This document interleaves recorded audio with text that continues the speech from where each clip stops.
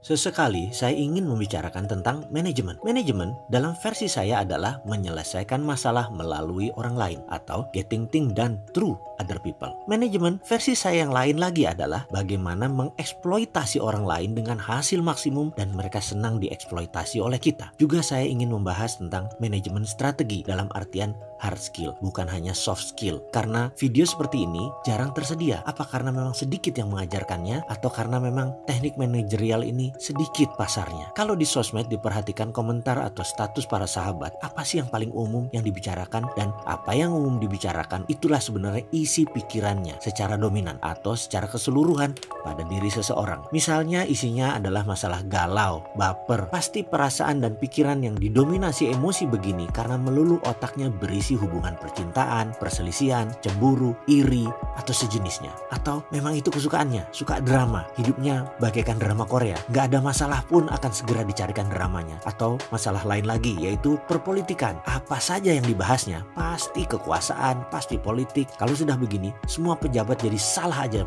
di mata mereka. Kayak saya, apa saja seorang yang namanya si sakit pinggang itu lakukan, pasti saya salahin dia. Siapa ya sakit pinggang tuh? Low back pain kalau nggak salah namanya. Itulah otak saya yang merasa low back pain inilah yang buat masalah di Indonesia. Tapi mungkin saya salah ya. Oke, kita pindah ke topik isi otak seseorang. Kalau isi otaknya pebisnis itu bagaimana? Ini yang menarik. Seperti cerita seorang pebasket legenda bernama Earvin Magic Johnson yang pernah meminta pemilik LA Lakers, Jerry, untuk jadi mentor bisnisnya. Ketika di tahun 87, Magic Johnson masih pemain NBA aktif, namun dia ingin menjadi pebisnis seperti Jerry. Jerry balik bertanya, "Apa yang Anda baca pertama kali ketika membuka koran pagi?" Magic menjawab, "Sport page, of course. I'm a sportman." Jerry langsung jalan dan tidak menjawab pertanyaan Magic Johnson tersebut. "Will you be my business mentor?"